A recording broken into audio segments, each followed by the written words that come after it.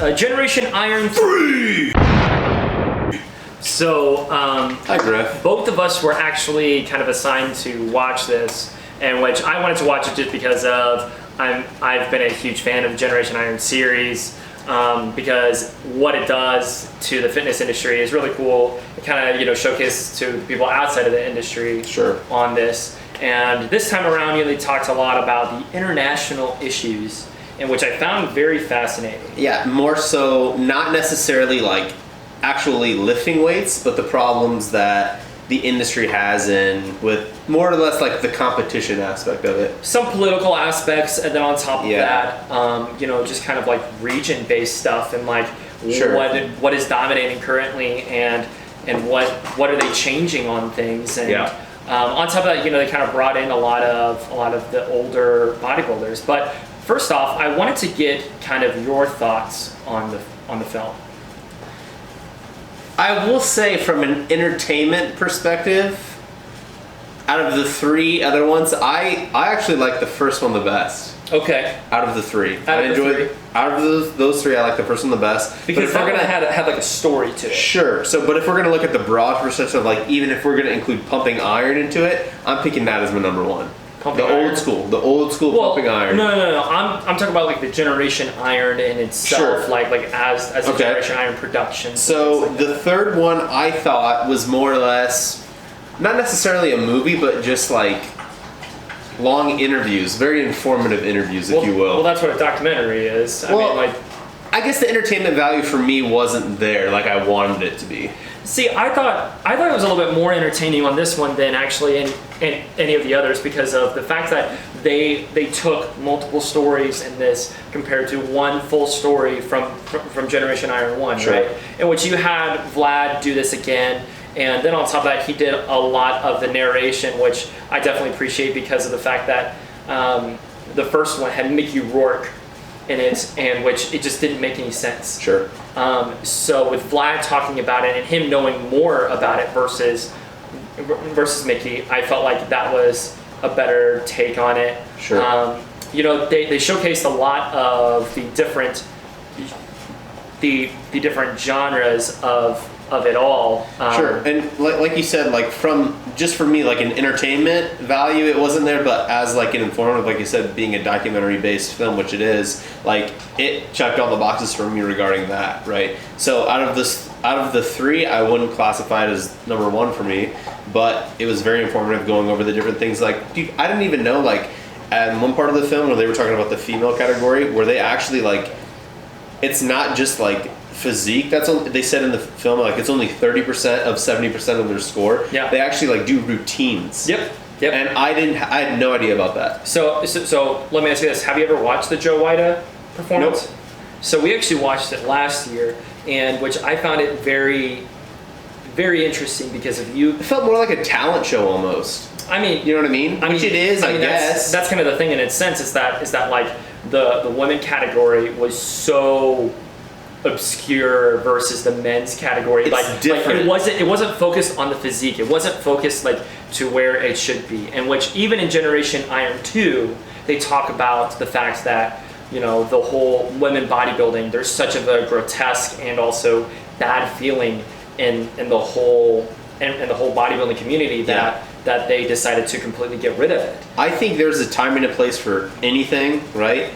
But I think when you couple that with like, it's just so like it's like an outlier completely compared to everything else, like between classic physique for men's physique, like open bodybuilding, and then all of a sudden there's like a talent portion only for women though. You know what I mean? Like it's like if that's going to be its own entity, which is fine, which is great, don't couple it in with everything else. It's like it doesn't feel like it fit in like anywhere. You know what I mean? Like when I was watching this, I was like, all right, I get it. Like this is the process for this and this, and then all of a sudden like, yeah, like we do talent shows. Like I was like, what? Yeah. Like that's a thing. And which this was actually showcased for the 2018 Joe Wida, in which that's the one that I actually saw and like streamed. Okay. I got to see actually Regan, perform, and also Chris and everything like that. And it was really cool because of like I've already seen what had happened, and then got to see a little bit more of it behind the scenes. The background, which definitely appreciated.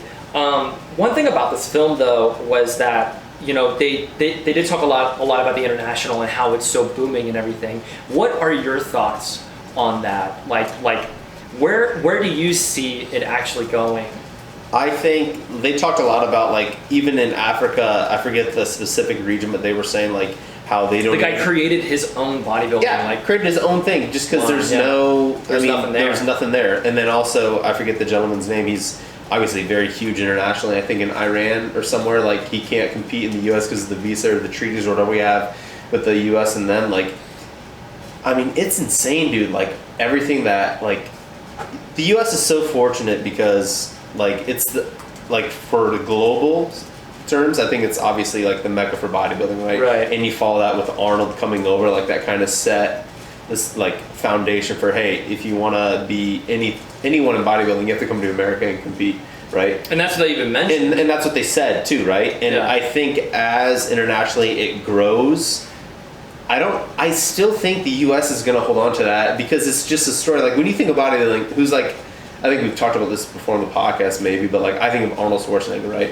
And his story of coming over and starting the whole thing, right? Yeah. So I think that can never be taken away regardless of how big it gets, whether it's in Africa or Iran or anywhere else. But I can see shows, more U.S. competitors going overseas competing rather than everyone just flooding to the U.S. constantly. I can see it expanding in that regard, right? I honestly see, I see because of, like, conventions happen year round, and which that's kind of what they even mentioned too, is that conventions happen year round, and the international versus the U.S. is just astronomical because of the fact that people are in awe of how they perceive these people. Sure, right? And that's what Kai was saying too when he went over to China. He was like, it's very different from the U.S. because if you walk around in the U.S., like, it's more common. Like, people aren't literally dropping everything and running over to take a picture. It's like, hey, I just saw a bodybuilder on the train or whatever. And I think one girl even said that in the documentary. But, like, when he's like, when I go over to China or anywhere, everyone comes up and they're like, oh my god, like this is insane. Yeah. Right? No, totally. So, like, I can see there's a room to grow more so than the U.S., I think, over there, right?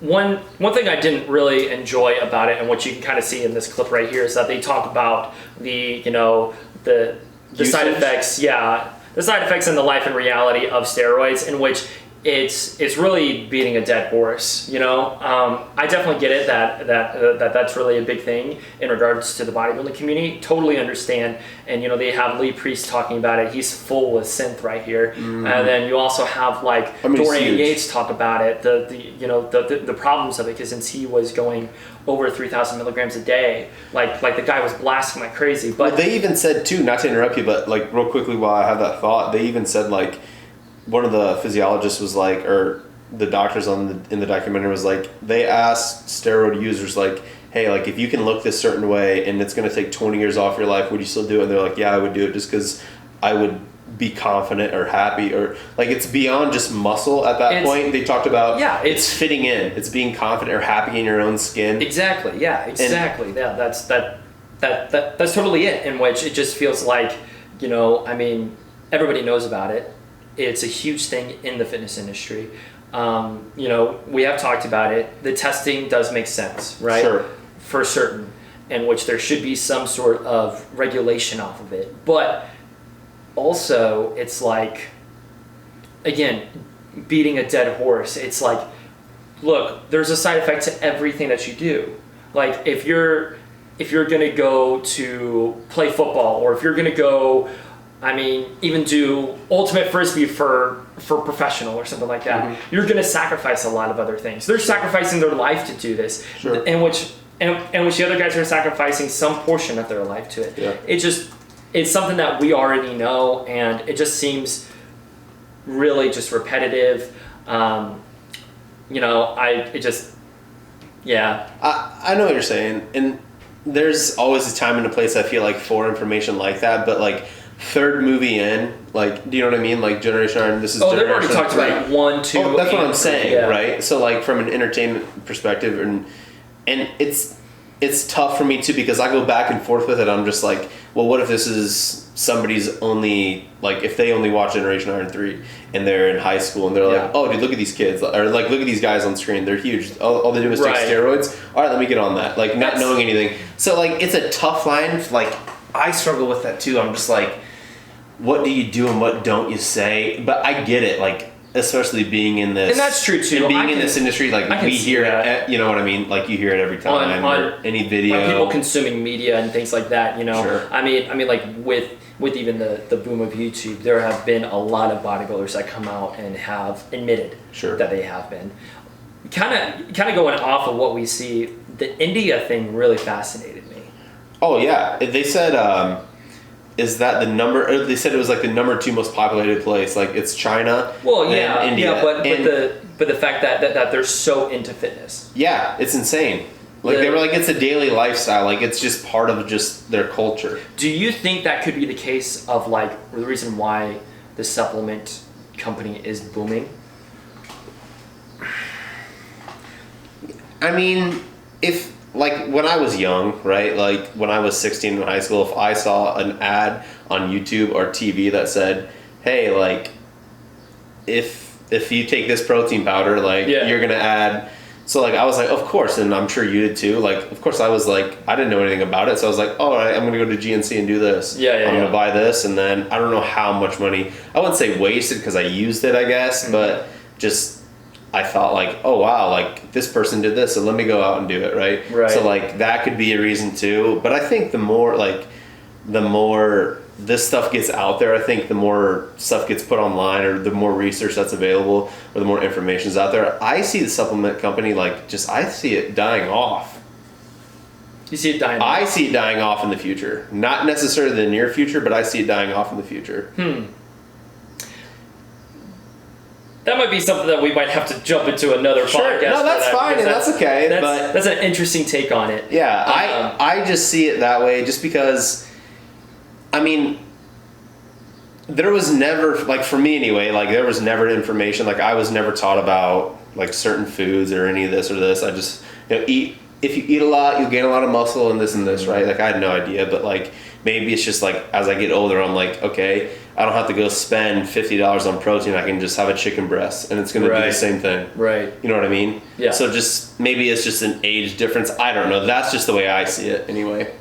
No, totally. You know what I mean? Understand. And then just a lot of these things kind of reminded me, kind of going back into the to the movie, is that they talked a lot, or the documentary, they talked a lot about the different stages of bodybuilding. You know, with physique, with classic, with the open, and kind of just broke it down, which I definitely appreciate because it was I like that really into layman's terms on like what how the different classes were, right? Yeah, and I agree with what the movie was saying too, or the documentary. It was like classic physique is huge, it's booming, right? And I see it taking off more so than open bodybuilding. So where the potential is that might actually go going to be the new standard. That's what I think. But at the same time, with a lot of these companies and a lot with bigger, faster, stronger, it's only going to get to a certain point to where to where people will go back to that big. And I think they even mentioned that too. They were like, yeah, some people like even Regan will go down to classic for a year, 2 years, 3 years, and then they'll want to go back up. And that's what they even said with this. Well, this was his thought process. He's like, I think I'm going to go into classic, and which everybody thought it was the dumbest idea because of the fact that his frame was so built for the open, and he honestly needed to stay into the open. But Regan Grimes is actually one of my favorites. And so this also really interests me to kind of learn a little bit about what he does. And honestly, he seems kind of more like a pretty plain guy. He does, man. It wasn't a lot of talk. Like it wasn't like a Phil Heath or like no arrogance. It wasn't even just like he felt. I wouldn't even say depressed is the wrong word, but there wasn't like very monotone. Yeah, he was just there. You know what I mean? Yeah. And maybe that's just because they're filming a documentary, and who knows? But like it did seem like anything got him too excited, right? I actually watched his Instagram stories during that time frame, and like the guy that was actually throwing up that he was training and everything, he like filmed that whole thing, and it was kind of funny. But that is funny actually. What else? They were doing legs, yeah. What also really fascinated me was also the guy that was Russian. Oh yeah. And how he focused a lot on his back, and you could definitely even tell that he was focusing on his back, and didn't really even think about bodybuilding was a thing until they were just like, why don't you just start lifting weights? And he goes, wait, that's a thing. Yeah. And then he's a monster. Oh, it's huge. Just an absolute monster on it. Yeah, he's a beast. But I think part of the film that I guess shed light into kind of my perspective about bodybuilding was like to go back to like the African bodybuilding community. Like that was insane to me. Like talking about and they don't even have weights. Like they made their own weights. Yeah, they even talked about the differences of ethnicity, which also kind of fascinates me because they were saying, look, you can get to a certain point, but there are certain genetic features to where you can get even bigger. Sure. Right? And yeah, absolutely. I mean, even not even between races as well, or just like even between like me and you have different genetic potentials, right? Just like anybody else. But even they were saying like, I think they talked about over in India too, there's different genetic potentials between group, different with between Asia, Americans. with India. Yeah, exactly. And that's what they kind of touched people on from too. India, different from, people from the Middle East or from Africa or from, just pretty much everywhere else. And which a lot of people don't really talk about the specifics of the genetics and kind of how it differs. It was really interesting to shed light onto that and being like, look, you only have a certain genetic potential. Then from there, you might have to use artificial needs. But even then, you're only going to hold a certain amount. Yeah. So it's like these guys, some of them are completely gifted to the point absolutely. that it's like outrageous to even think about. That's right. And insertions come into play, like where your bicep inserts at, whether you have a bigger peak than the other guy. There's a whole bunch of different stuff. Right. But like to go back to like the African bodybuilding community, like that just like made me realize too at the same time, like sometimes I'm like, oh dude, like if I go to work out at like Anytime Fitness or something rather than the Rec, I'm like, oh well, they don't have that machine, so I'm not even gonna go do legs or like whatever it is. Then I watch this and I'm like, they made their own weights. Like, what the hell is my excuse? Yeah. Because there's not a hack squat. Like, totally. what? They would kill for like a barbell. You know what I mean? Yeah. Like, that was huge for me. Like, once I saw that, I was like, there's no reason for me ever to complain about. You know what I mean? Totally understand. Like, that was insane to me. That shed a lot of light. I enjoyed it though, man. What did you think overall? What do you think out of 1 to 3? Generation Iron 1, 2, or 3? What do you think this one? I actually really appreciated this one because of one, the cinematography was a lot better. It looked like they actually had multiple cameras versus just one. Sure. And the interviews were actually portrayed a message versus the other ones felt like they were kind of really on the cuff, And on top of that, the editing is a lot better in this. The storytelling. Just all in all, this one was so much better. I liked how this one had, like you said, the difference in there was a lot of stuff going on that you could follow easily, though. A lot of different stories which I liked. That you were touching base with. I liked that as well. Generation Iron 2, it felt like they were getting there. They talked about like 2 to 3 different stories there with like Callum. They talked to what's her name, Isla.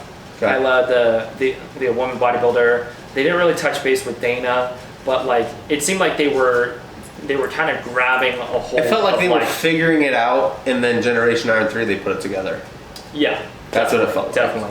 Now I am kind of excited to actually look into what they might be coming out with next. They did come out with Unbroken with Callum Von Moger, in which I have not watched it yet. I have not either. In which I've heard decent things about it. I haven't heard crazy things about it.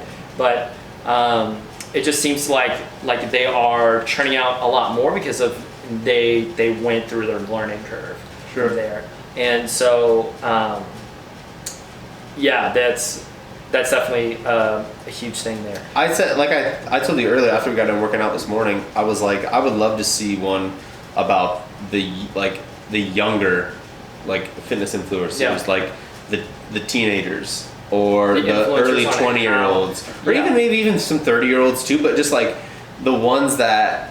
No, I definitely. You know what I mean? Yeah. I would love to see something like that. You're talking about like looking at a YouTube sense of like a YouTube rather than the history of it, almost. Yeah, I would like to see that. I would like to see that. No, I totally get it because of like they should kind of look at the different age groups because if you stop and think about it, most of these guys are probably in their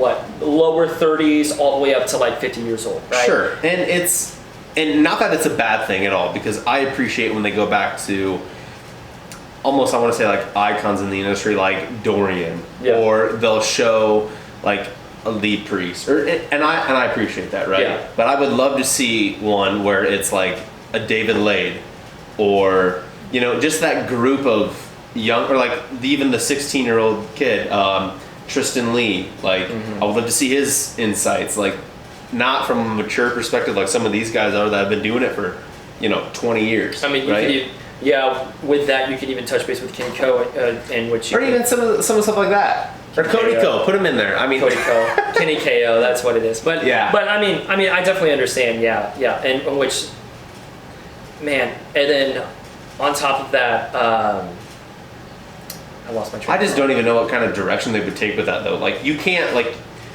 somebody who's 19 years old isn't gonna know. Well, they can't talk from experience of saying, "Hey, I've been doing this for 25 years." They're just gonna ask questions and.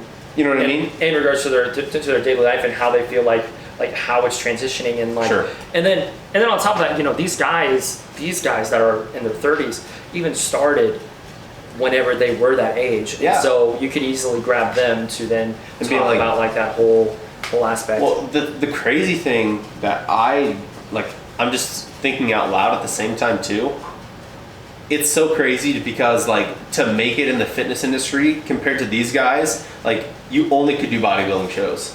There was no outlet to show you know what I mean? There was no YouTube, there was no Instagram. The only way that you were gonna get recognized regarding fitness is if you walked around outside and people saw that you were huge, or you did a bodybuilding show. That's it. Now people don't even have to do bodybuilding shows. No, you're right. Not at all. They can just post videos on YouTube, and they're bigger than some of the people who compete at the highest level. It would be almost like it's past generation iron. It's like a different generation in itself. Yeah, it is. Yeah, no, and I would love to see that insight. Hey, you don't need to compete in order to. I mean, people I don't know what the prize checks are. I think I actually remember it was $1,500 for third place in physique or something. I saw it was something stupid cheap. Yeah, and people make I don't know, I can't speak from experience yet, don't worry. We're going to play this in 5 years when I'm getting that AdSense, baby. Don't worry, we're going to play it. But people that have a monitor or have an ad on YouTube are going to make way more than somebody who's going to get first place at a lower show. You know what I mean? Yeah, no, which is I see insane. what you're saying.